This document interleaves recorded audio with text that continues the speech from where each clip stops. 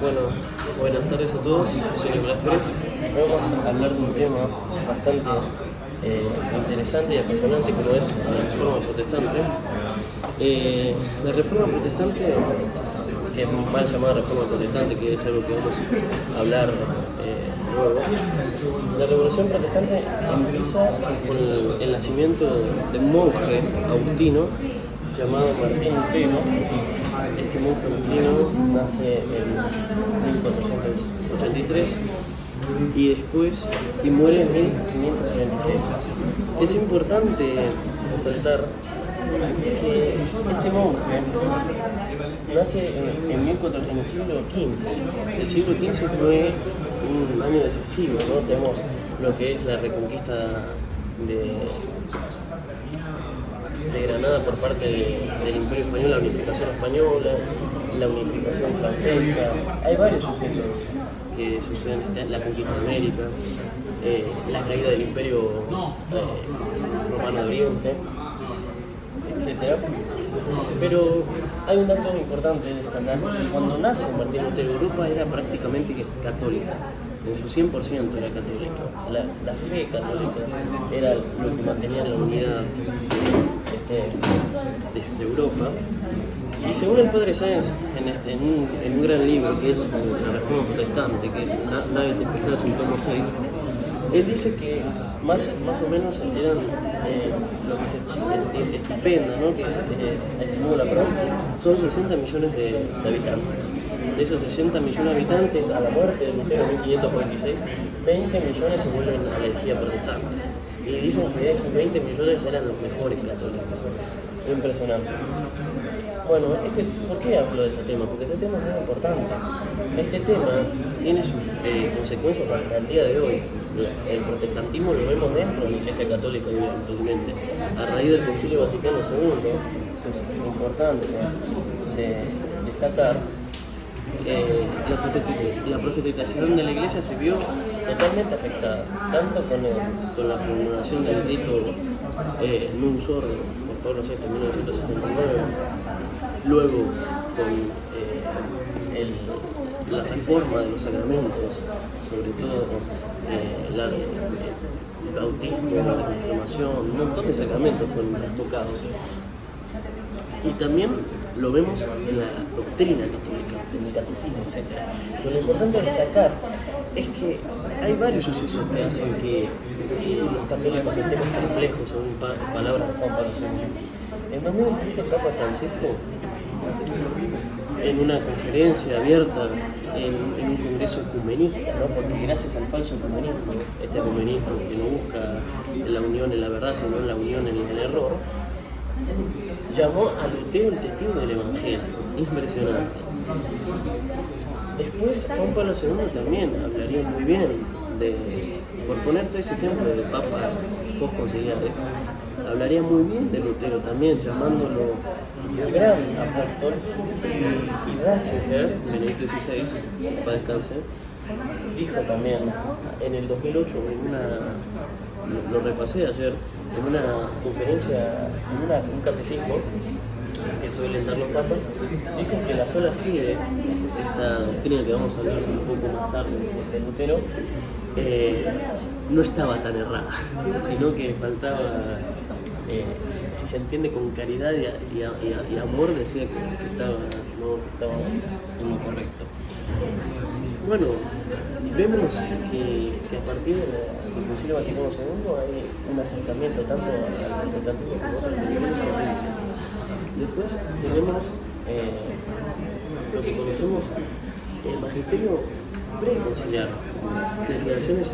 ¿Cómo puede ser que, como dice el padre Rabás en su libro Luterándonos, cómo puede ser que San Pío X de definir al protestantismo como el conjunto de herejías presentes, pasadas y futuras, un compendio de todas las herejías, a pasar a sostener que Lutero fue un testigo del Evangelio?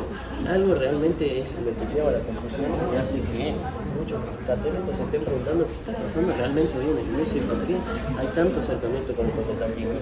Pero bueno, ese es un punto que quería destacar para que veamos cómo este tema del fraile alemán, este protestantismo, llega hasta nuestros días. Vamos a hablar primero del contexto histórico de donde nace este señor, este monje agustino. Martín Lutero nace en 1583. Él nace en el Sacro Imperio Romano Germánico, este gran imperio cimentado en el siglo VIII, IX, por el gran Carlomagno, lo que es el Imperio Carolingio. De ahí nace el Sacro Imperio Romano Germánico. Este Sacro Imperio Romano Germánico era un gran imperio, era el imperio que cimentaba Europa. Teníamos la autoridad del emperador, que era la autoridad temporal, y la autoridad del papa, que era la autoridad espiritual, ¿no?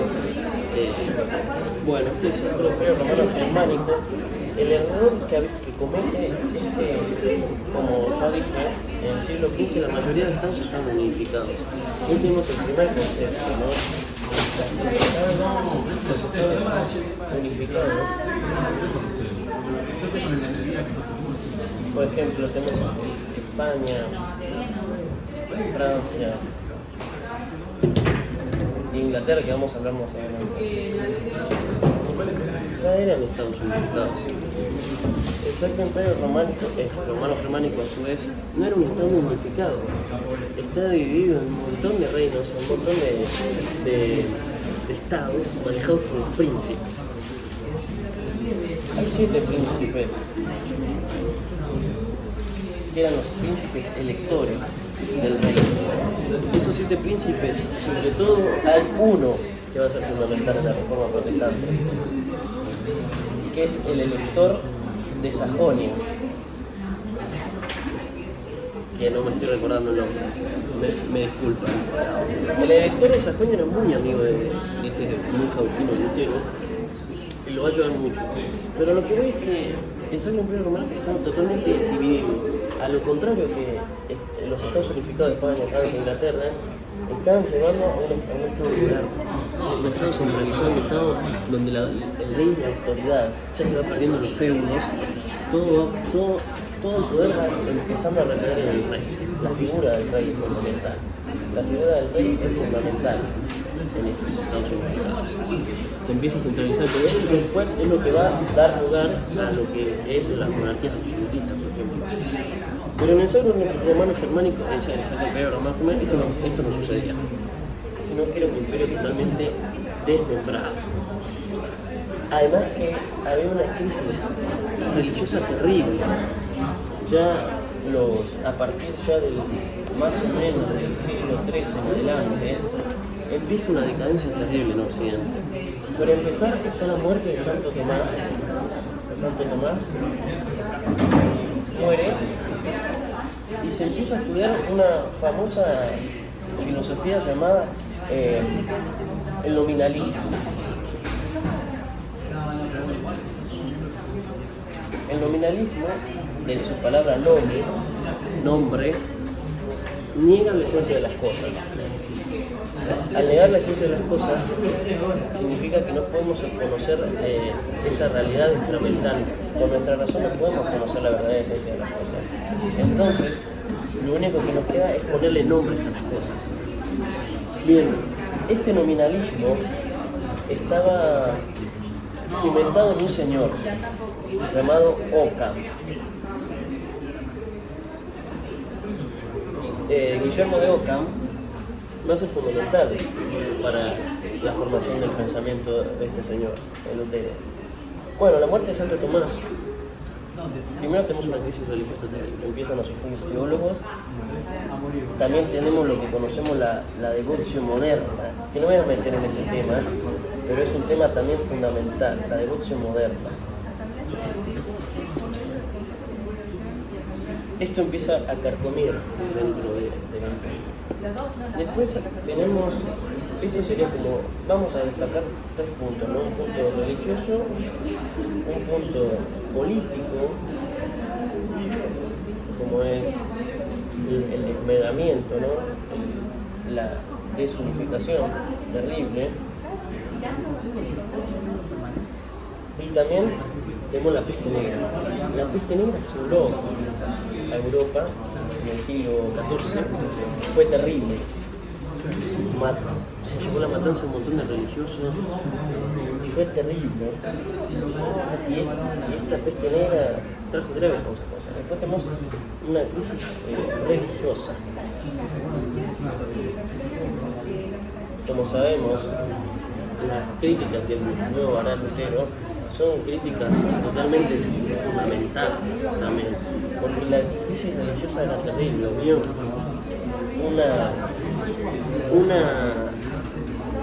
un aplanamiento terrible de sacerdotes que tenían hijos, conventos, prácticamente ya no cumplían sus votos, vivían la jerarquía alta, el alto clero vivía en una total riqueza, eran cargos comprados. Después vamos a ver León X, el papa que murió a Lutero, con 14 años ya era nombrado cardenal.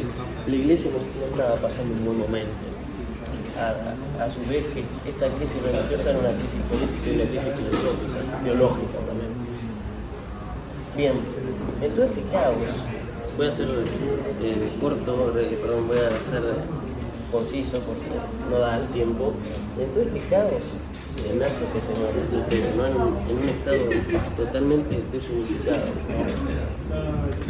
donde el poder estaba en los principales principados y no estaba en el rey. El emperador, como decimos en Argentina, no cortaba ni pinchaba, ¿no? Lo que le importaba a los príncipes era la riqueza, quedarse con la riqueza de la purificación de los conventos. Eso es lo que le va a interesar, la riqueza de la iglesia. Por eso es que lo van a apoyar a Lutero. Bueno, dando paso a este resumen de cómo se encontró Europa y cómo este señor rompe la ruptura de la cristiandad. Bien, vamos a hablar propiamente de Lutero. Después de dar un pantallazo de lo que era Europa, Lutero nace en 1483. Bueno, como sabemos, era católico, nace en una familia de campesinos, una familia pobre, clase media baja. Su papá era minero, después se convertiría en jefe de mina, etc. Lutero es una persona que ya desde joven tenía unos grandes problemas con el tema de una personalidad muy extraña, una personalidad muy difícil de estudiar, por eso es un tema muy apasionante, una personalidad bastante complicada. Lutero va a tener un problema con la gracia, con el tema de la gracia, con el tema de sus pasiones, sobre todo contra el sexto y noveno mandamiento, un problema con la lujuria. Para hacer resumidamente, Lutero ingresa al convento de los Agustinos, una de las primeras órdenes monásticas. Él ingresa al convento, según relatan los estudios más grandes que tenemos sobre Lutero, que es el del padre Lada, Martín Lutero, dos tomos muy buenos sobre la biografía de Lutero. Lutero ingresaría al convento porque una noche tormenta, según cuenta esta anécdota, una noche tormenta, Lutero parece que un rayo le cayó cerca y entonces él pidió a Santa Ana, que era la patrona de los mineros, que si la libraba de la muerte, él se haría monje, ¿no? Después hay otra anécdota no tan sostenida por los seguidores de Lutero, que dicen que él tenía un problema, que había asesinado a un compañero, porque Lutero empieza estudiando leyes. Pero recordemos que para estudiar tenías que hacer un curso de filosofía, por lo menos un año era de filosofía. Entonces, él se formó una filosofía totalmente antitomista, ¿no? Totalmente nominalista. Él tenía parece que en un duelo con un compañero de la universidad lo matan. Y recordemos que los monasterios no podían ser juzgados bajo la ley, o sea, bajo el derecho. Entonces parece que Lutero, sea cual fuere la razón, se mete al convento agustino. Ahí vemos que él no tuvo un discernimiento vocacional, espiritual, ¿no? Fue realmente un desastre su discernimiento, si es que lo tuvo. Bueno, él va a crecer, va a ser ordenado sacerdote 2 años después. Recordemos que para ese momento no había que estudiar como ahora 6, 7 años para ser sacerdote, sino que uno se ordenaba y después de ordenarse iba continuando sus estudios. Bien, se ordena sacerdote y él crece en un ambiente de como lo nombré antes, de una devoción moderna, de su convento era de observancia. Y Lutero empezaría a tener problemas con el demonio, ¿no? Él tiene esa famosa frase que decía que el demonio le tenía más miedo al demonio que a Dios. Entonces va a empezar a tener problemas con el tema de la gracia. Y va a ver que realmente no se puede combatir a la gracia. Una de sus principales doctrinas es lo que conocemos como la sola fide. ¿En qué consiste la sola fide? Bueno, perdón, antes de ir a la sola fide, me olvidé de nombrar que Lutero, la excusa de los protestantes es decir que se revela contra las indulgencias, porque en ese tiempo la Iglesia sanaba lo que conocemos como la venta, esta más llamada venta de indulgencias, bajo el pontificado León X. Recordemos que la catedral, la Basílica de San Pedro, es prácticamente nueva, tiene 450 años. Entonces lo que buscaba el Papa en ese tiempo era que a cambio de dinero se podría otorgar indulgencias para poder indulgencias plenarias para poder perdonar la pena que queda del pecado, porque recordemos que cuando nos confesamos lo que queda es una pena al pecado cometido. O sea, el sacerdote nos absuelve, pero queda una pena, que esa pena se paga en el purgatorio o se paga en esta vida, haciendo obras de caridad. Hay 12 obras de caridad. Entonces el Papa en ese momento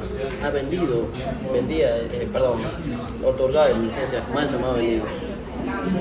Bueno, este proceso es lo que va a hacer que supuestamente en un viaje que tiene en 1510 tiene un viaje a Roma, Lutero, pero hasta ese momento Lutero era totalmente apostólico, su fidelidad al Papa era tremenda. Es una mentira que por el tema de las indulgencias Lutero inició lo que inició.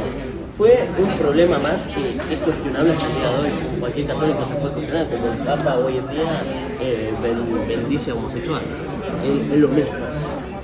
Es una cuestión de discutible. Bien. Lutero, a raíz de estas indulgencias, de estos problemas, en 1517 decide, pase muy rápido, en 1517 decide en la catedral de Wittenberg pegar 95 tesis. Bueno, algunos discuten si eran 96 o 97. Estas 95 tesis,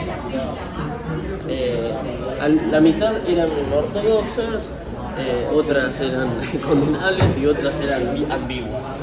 Estas 95 tesis es la primera, ahí inicia la reforma, ahí propiamente inicia lo que conocemos como reforma protestante. Ahora bien, vamos a hablar del tema reforma. El término de reforma es erróneo, porque reforma significa reformar, y reformar siempre es volver a la esencia. Esa es la palabra de reformar. Lo que hizo Lutero no es volver a la esencia, jamás hizo reformar la iglesia. Él decía que las dos objetivos que tiene él es para destruir uno es el papado y otro es la misa católica, la misa de rito romano. Esos eran los dos pilares que tenía que definir Lutero para poder llevar adelante su reforma luterana, su reforma protestante. Entonces, es una mentira. Lo que fue Lutero fue una revolución anticatólica. Es la primera revolución en contra de pervertir, porque la revolución significa eso, volver para atrás, de subvertir el orden cristiano establecido. Bien, Lutero, después de 1517, la primera encíclica que contesta Roma a estos errores es en 1521. 1521, el Papa León X, en la encíclica Et Surge Domini, condenaría los errores de este señor, de Lutero, y dejaría la amenaza de comunión. El rey Enrique VIII, sorprendente, ¿no? Después de unos años iniciaría el proceso de cisma. Contestaría a Lutero también con un gran documento que el Papa lo nombraría increíble, ¿no? Lo nombraría defensor de la Iglesia. Bueno, ahora vamos a pasar a uno de la doctrina luterana. Después de explicar esto, que es la sola fide. ¿En qué consiste la sola fide? ¿Cuál es la principal doctrina que plantearía Lutero en contra de la doctrina católica y en contra de este problema que tenía ahí con la gracia? No es difícil de explicar, es un razonamiento bastante fácil, simplista, ¿no? Cuando nos confesamos, cuando nos bautizamos, se borra lo que conocemos como pecado original. Pero queda lo que conocemos como la concupiscencia. Él asocia la inclinación del pecado, lo asocia con la concupiscencia.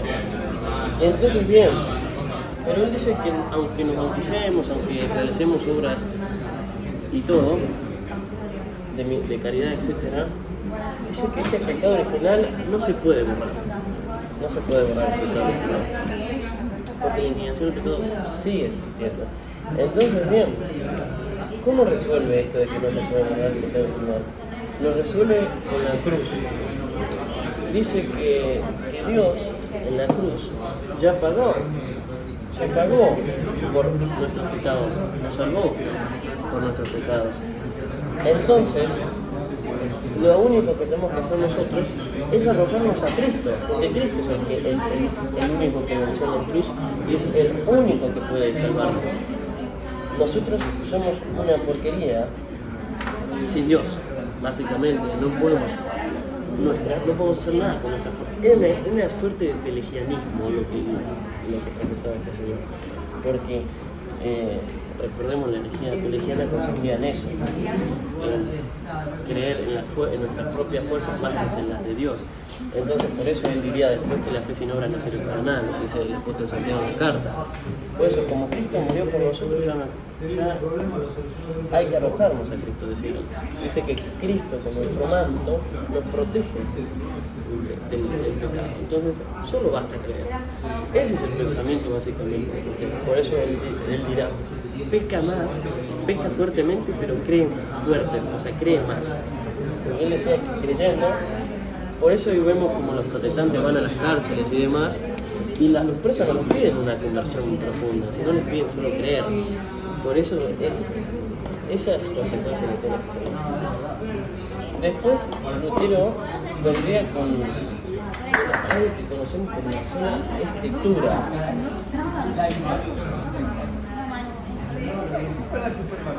¿Qué es la sola escritura?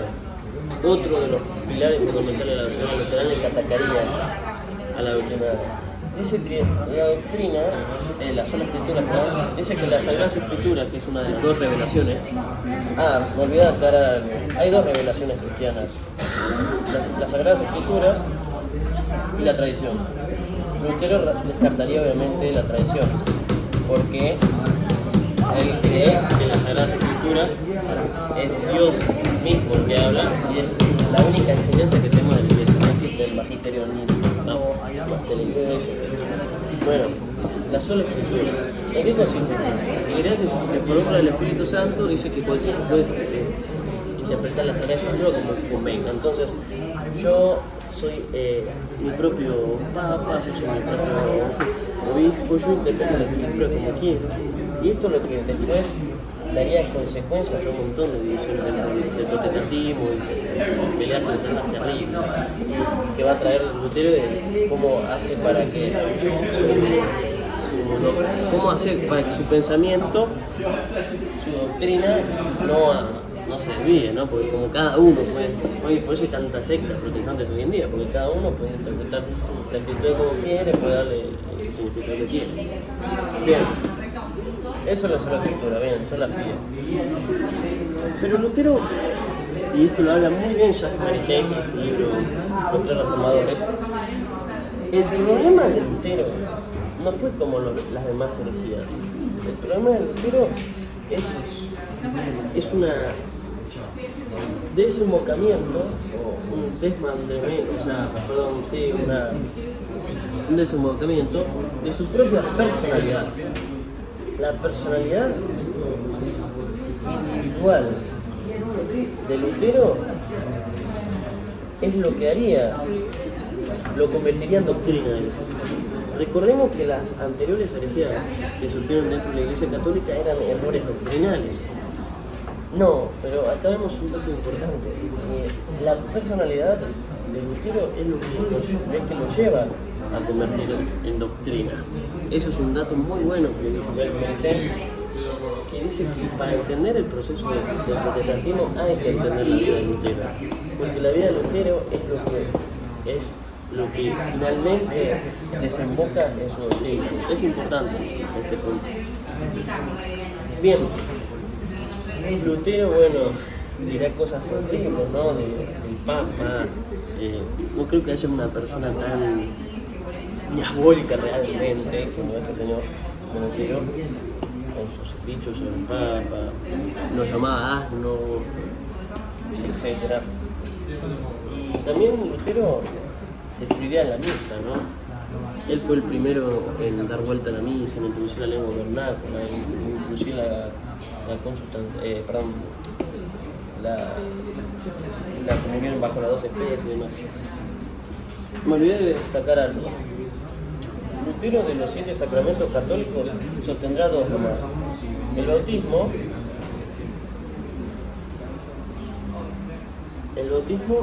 y ¿cómo se llama? Y me estoy olvidando el otro. Y la comunión, perdón. La cena del Señor se llama. El bautismo básicamente como una introducción a hacer limpieza, no sé. No lo veía como un bautismo católico que borra el pecado original, sino lo veía como una simple introducción. Y la cena del Señor, que esto es lo importante, sostiene que en la misa católica, los católicos creemos en la transubstanciación. Él lo que va a sostener es que existe la consubstanciación. O sea, ¿qué es la consubstanciación? La consubstanciación,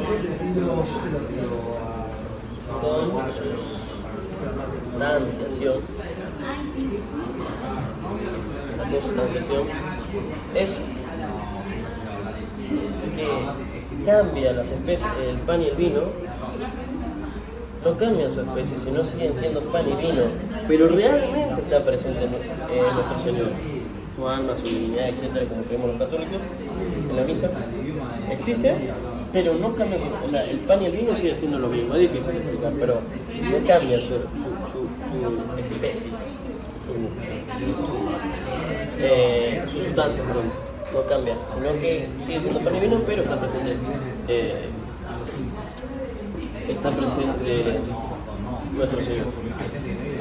Bueno, estoy haciendo un resumen rápido de sus principales doctrinas.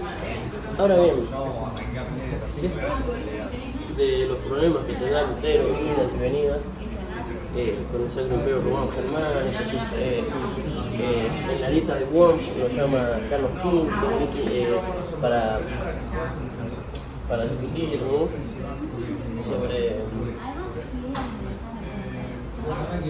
sobre sus doctrinas. Está el edicto de Worms, bueno, bien. Después Lutero vendría a Calvino. Calvino es el gran reformador, es el gran doctrinario de Martín Lutero. Es el que daría consistencia y estructura a su doctrina. Es el que convertiría en doctrina el pensamiento de Lutero. Me gustaría destacar algo antes de iniciar con Calvino, que es la ruptura de Inglaterra. Esta es la primera gran ruptura que se da dentro de la cristiandad, increíblemente. Sí, segunda mitad del siglo XVI. Segunda mitad del siglo XVI, Inglaterra, una monarquía, como dijimos antes, centralizada. El rey era Enrique VIII. Es importante la ruptura, Belloc lo destaca en su libro, es importante la ruptura de Inglaterra. ¿Por qué? Porque Inglaterra es la primera nación de la cristiandad caputata, que se aparta del sí, que se convierte en sima, que se aparta de la autoridad papal. Bien, entonces es importante destacar la ruptura de Enrique VIII, porque realmente es impresionante. Enrique VIII viene de la dinastía de los Tudor. Los Tudor fue una dinastía prácticamente nueva en Inglaterra. El problema de Enrique VIII empieza a raíz de que él tenía un matrimonio con Catalina de Aragón. Bien, ¿quién fue a Catalina de Aragón? Catalina de Aragón era la hija de los reyes católicos, de Isabel y de Fernando II de Aragón. Tuvieron 5 hijos y uno de ellos fue Catalina. Tenía un romance con él, pero tenía un matrimonio con él. Pero Catalina de Aragón se embarazó 6 veces. Y de esas 6 veces siempre nacían sus hijos, duraban un año, etc. y morían. Entonces Catalina no podía darle un hijo varón a Enrique VIII. La única hija que le dio fue María, la gran María de Tudor, una gran reina, mal llamada la sanguinaria por los protestantes, que es la que intentaría después devolver la cristiandad, el catolicismo en Inglaterra. Solamente le dio una hija, que era María de Tudor. Entonces, Enrique VIII, a raíz de que Catalina no le da una hija y que su dinastía era muy joven, tenía 40 años la dinastía de los Tudor, y necesitaba un descendiente, un sucesor varón, un descendiente varón para el trono. Entonces, ¿qué pasa? Entran en juego 2 personajes fundamentales. Cranmer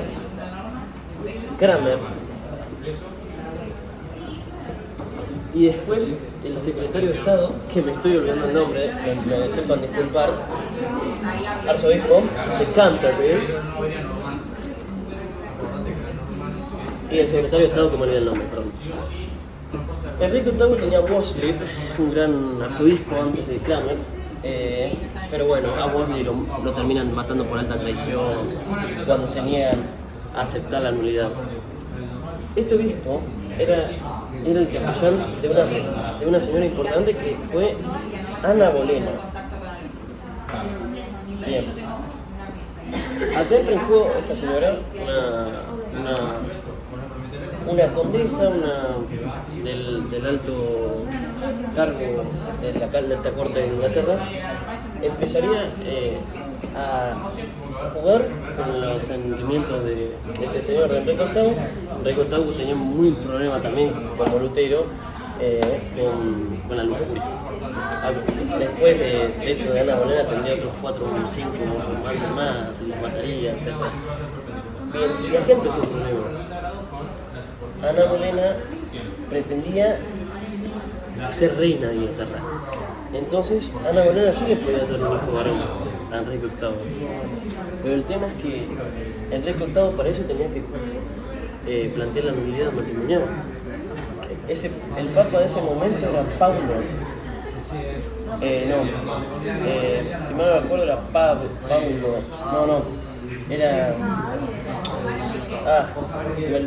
Me olvidé el nombre del Papa, perdón. Bueno, el nombre es, de ese momento, después de León X vino un Papa, que me olvidé el nombre. Paulo, no, Pablo VI no, ese es el Papa, me olvidé el nombre, bueno, no importa. Este Papa, Enrique VIII plantearía la nulidad de este Papa, que me olvidé el nombre. Bien. Y entonces de Roma lo rechazan, obviamente, porque ¿qué pasó? Catalina tenía un romance con el hijo, con el hermano Enrique VIII. Pero ¿qué pasó? Ese romance, ese matrimonio no se consumó. Bien. Entonces era legítimo que Enrique VIII y Catalina estén juntos. Bien. Resumidas cuentas, Enrique VIII plantea la nulidad, es 2 veces rechazada por el Papa de ese momento. Entonces empieza a jugar un rol fundamental este señor Cranmer, el arzobispo de Canterbury, capellán de Ana Bolena, que presionan a Enrique VIII para que apostate, para que abdique, y que el planteo de la nulidad, en vez de pasarse a la corte romana, pasase a Inglaterra. Bien, esa era la estrategia de Enrique VIII para no romper ¿cómo se llama? Con Roma, era eso, ¿no? Entre idas y venidas, Roma le dice que no. Entonces, lo que pasa es que Enrique VIII, a raíz de que Roma rechaza su nulidad y a raíz de que la presión de Ana Bolena, de Cranmer y su secretario de Estado, como olvidé el nombre, era impresionante, Enrique VIII decide sacar una ley votada por el Parlamento que se llama la Ley de Supremacía. La Ley de Supremacía, ¿en qué consistía? En que Enrique VIII se convertía en la entidad suprema, espiritual, política de Inglaterra. O sea, en el Papa, básicamente. Esto es un gran paso a quebrar con el Papa y con la autoridad papal, y vota. En el Parlamento se vota y finalmente plantean nulo, ¿no? El matrimonio con Catalina. Y el Papa esto lanza un documento expropiando a Enrique VIII y diciendo que el matrimonio con Catalina era válido. Entonces su matrimonio con entonces Ana Bolena sería totalmente nulo. Bueno, se casaría con Ana Bolena en secreto, etc. Dejaría a Catalina. Hay que destacar 2 cosas. Primero, el rol fundamental que tienen las mujeres. Si no, Catalina de Aragón, de sangre, de reyes católicos, de gran coraje y valentía, no hubiera resistido, porque realmente toda la cristiandad estaba con ella. Todos los católicos estaban del lado de Catalina y todo el pueblo inglés era católico. Si ella no hubiera renunciado, ella no hubiera abdicado,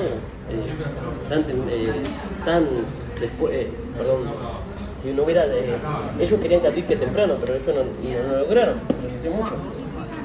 Entonces forzó a Enrique VIII al cisma, ¿no? Y Ana Bolena también, con sus grandes deseos de ser reina. Finalmente, después la ley de supremacía y etcétera, Inglaterra apostataría, ¿no? Pero esta apostasía empezó no solo con la ley de supremacía y demás, sino el gran error que comete Enrique VIII es confiscar los monasterios menores. Empieza a confiscarlo bien en la iglesia. Entonces, destaquemos que Cranmer y todo este secretario, toda la naciente burguesía inglesa veía con buenos ojos esta ruptura con Roma, porque eso implicaba no pagar impuestos, no pagar tributos al Papa, no reconocer la autoridad del Papa, un montón de riqueza, etc. Entonces, eso es realmente el error que hace Enrique VIII. Porque Enrique VIII, hasta su muerte, en Inglaterra se seguía predicando la misa de siempre, la misa católica, el dogma católico, etc. Después, bueno, Cranmer hace. Después de la muerte de Enrique VIII, lo sucede el hijo, que se llamaba Enrique IV, hijo de Ana Bolena, Bueno, no importa, dura 30 y pico de días en el poder, después asume María Tudor, intenta restablecer el catolicismo, no puede, y después finalmente vendría Isabel I y Jacobo I, que finalmente eso lo que hace es, bueno, hacer que Inglaterra hasta el día de hoy sea anglicana, ¿no? Ese fue el gran error de Enrique VIII, ¿no? Es confiscarlo, viene la iglesia y meterse en una forma tan grave por el tema del protestantismo.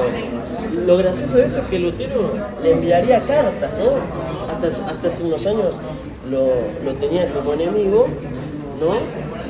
Y le llamaba el peor de los reyes, etc. Después de su cisma con Roma, le mandaría cartas diciéndole a ver si lo puede ganar para su favor, ¿no? Y Enrique VIII, nada, lo detestaría, ¿no? Porque no podía olvidar su pasado católico. Para ir terminando, me gustaría hablar, en resumidas cuentas, de Calvino. ¿Quién fue Calvino? Calvino fue también un gran reformador del siglo XVI, francés, que hace una doctrina llamada la predestinación, o sea, la predestinación. ¿En qué consistía esto, la predestinación? Que Dios había creado a la humanidad y que ya había personas desde del principio de los tiempos salvado o condenado. Básicamente Dios era un tirano para este señor, ¿no? En resumidas cuentas, había un Dios que castigaba severamente y había personas tanto que se salvaban como personas que no se salvaban. Este señor daría después a Weber, hay un famoso libro que se llama El espíritu del capitalismo, ¿no?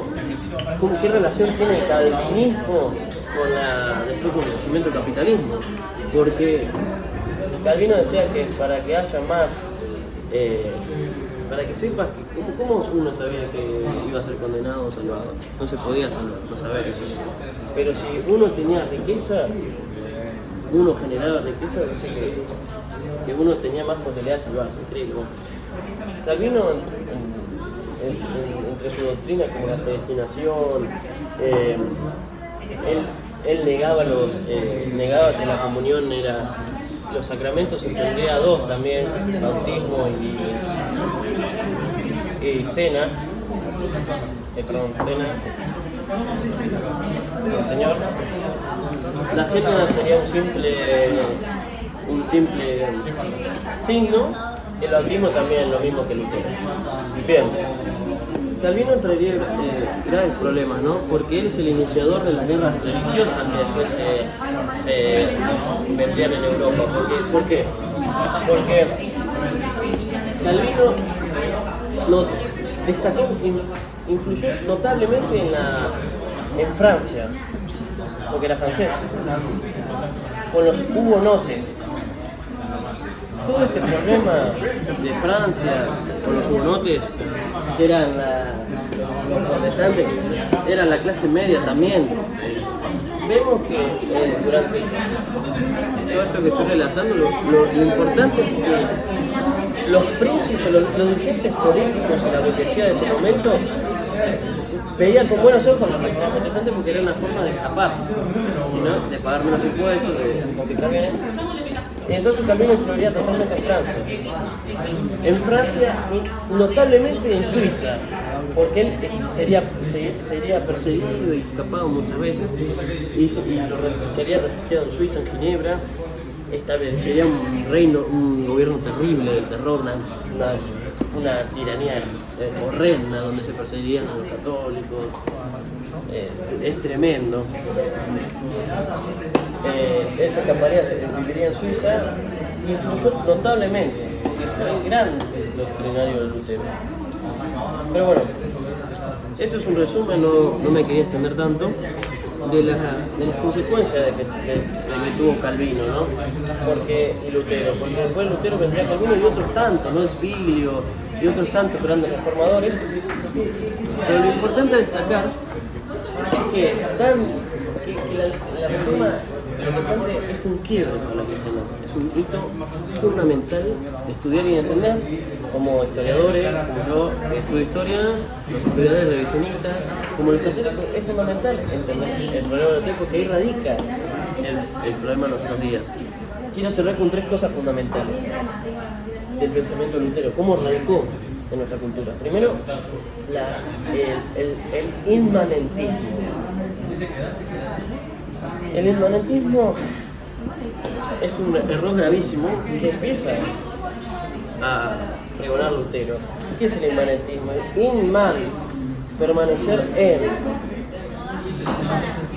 Básicamente es permanecer en mí mismo. Eso es lo que daría lugar después a las ideologías. O sea, Lutero, su ideología, como recordamos, es parte, su la doctrina de Lutero es parte de su yo. Toda la filosofía, todo el pensamiento de Lutero rodea en torno a su yo. Sin Lutero es imposible. El inmanentismo lo tenemos actual, es terrible el inmanentismo. Las ideologías, tanto el liberalismo como el marxismo, son 2 filosofías inmanentistas.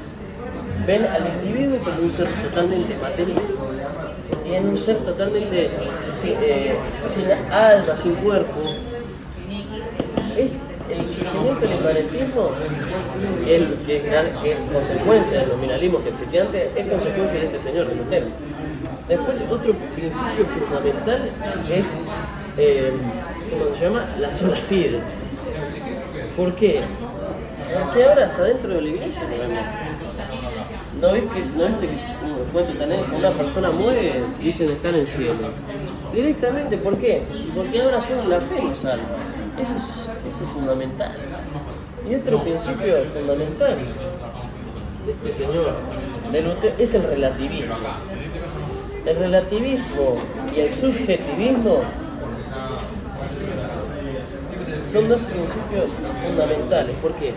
Porque Lutero empieza con la filosofía subjetivista. ¿Por qué? Porque con la sola escritura cualquiera puede interpretar las Sagradas Escrituras como quiere y el magisterio de la iglesia como quiere y puede ser el papa que uno quiere. Y es lo que lleva al relativismo. Ya no hay una sola verdad, sino que hay varias verdades y cualquiera hace lo que quiere. Básicamente, esas, en resumidas cuentas, ese es el pensamiento de Lutero. Esas son las consecuencias que trajo a la civilización occidental, que la quebró totalmente, que la desunió, que trajo todas las sectas y herejías que hay actualmente, son culpa de este señor.